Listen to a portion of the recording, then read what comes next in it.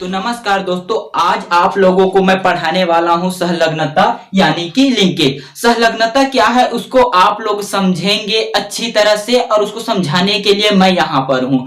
Clear ना? तो सहलग्नता की परिभाषा सबसे पहले आप लोग समझोगे, उसके बाद मैं इन सबको अच्छे से आप लोगों को थ्योरिकल बाई समझाऊंगा। देखो, बिना परिवर्तन तथा विभाजन के जीनों का कई पीढ़ियों तक एक साथ रहने या वंशगत होने की प्रवृत्ति को सहलग्नता कहते हैं यानी कि लिंकेज कहते हैं। चलो एक उदाहरण से समझते हैं।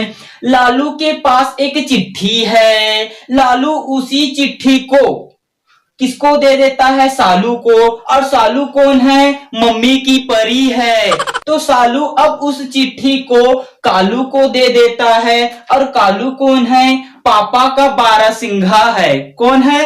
पापा का बारहसिंघा है। तो यहाँ पर ये चिट्ठी देखो, एक हाथ से दूसरे हाथ जा रही है बिना किसी परिवर्तन के, तो इसी को हम लोग कहते हैं सहलग्नता। अब देखो यहाँ पर क्रोमोसोम है। क्रोमोसोम में क्या है? क्रोमोनिमेटा। और क्रोमोनिमेटा में ही ना जीन होंगे, ठीक है ना। अब देखो ये क्रोमोसोम प्रथम पीढ़ी में है, दूसरा पीढ़ी देखो वैशिष्ट है, तीसरा पीढ़ी देखो वैशिष्ट है। तो ये क्रोमोसोम में पाए जाने वाले जो जीन है ना, एक पीढ़ी से दूसरे पीढ़ी, दूसरे पीढ़ी से तीसरे पीढ़ी लगातार जाती रहती है बिना किसी परिवर्तन के। इसको कहते हैं हम लोग सहलग्नता।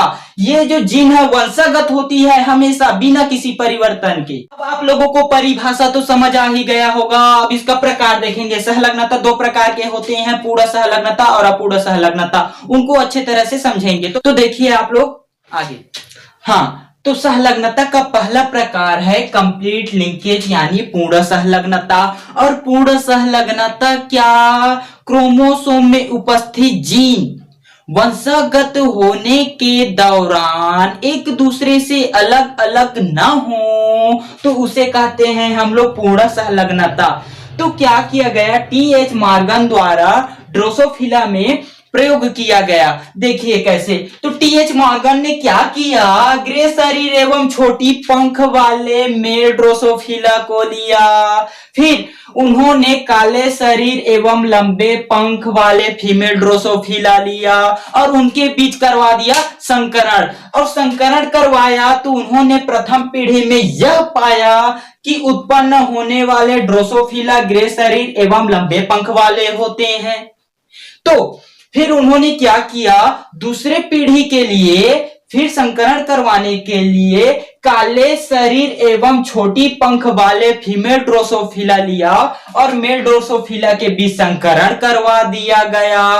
तो उन्होंने फिर दूसरी पीढ़ी में यह पाया कि उत्पन्न होने वाले ड्रोसोफिला कई प्रकार के होते हैं, जैसे ग्रे शरीर एवं छोटी पंख वाले ड्रोसोफिला उत्पन्न हुआ, फिर काले शरीर एवं लंबे पंख वाले ड्रोसोफिला उत्पन्न हुआ। तो ये जो ड्रोसोफिला है अपने पेरेंट के समान ही होते हैं। कहने का मतलब ग्रे शरीर छोटी पंख, ग्रे शरीर छोटी पंख, काले शरीर लंबे पंख, काले शरीर लंबे पंख। कहने का मतलब इनमें उपस्थित जो जीन है ना वंशगत होने पर भी अलग अलग नहीं हुए, तो इसे कहते हैं हम लोग कंप्लीट लिंकेज। अब आगे अगला प्रकार देख। सहलग्नता का दूसरा प्रकार है इनकम्प्लीट लिंकेज, जिसको हिंदी में कहते हैं अपूर्ण सहलग्नता।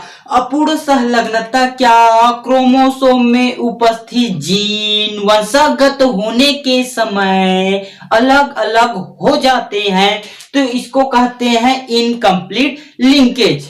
अपूर्ण सहलग्नता के प्रैक्टिकल के लिए मक्का के बीज को लिया गया। ये मक्का के बीज दो प्रकार के होते हैं। पहला होता है रंगीन एवं पूर्ण भरे बीज और दूसरा होता है रंगीन एवं संकुचित बीज। इन दोनों के बीच करवा दिया गया संकरण। तो संकरण करवाया गया तो प्रथम पीढ़ी में यह पाया गया कि उत्पन्न होने वाले जो बीज हैं रंगीन एवं पूर्ण भरे हुए होते हैं। फिर उसमें दूसरी पीढ़ी के लिए रंगीन एवं संकुचित बीज को संकरण करवाया गया। किसके साथ? रंगीन एवं पूर्ण भरे बीज के साथ संकरण करवाया गया। तो सभी बीज अलग अलग प्रकार के उत्पन्न हुए। तो पहला जो बीज है रंगीन एवं पूर्ण भरे बीज होते हैं, और दूसरा जो होता है रंगीन एवं संकुचित बीज होता है। तीसरा जो होता है रंगहीन एवं संकुचित बीज होता है, और चौथा जो होता है रंगहीन एवं पूर्ण भरे बीज होता है।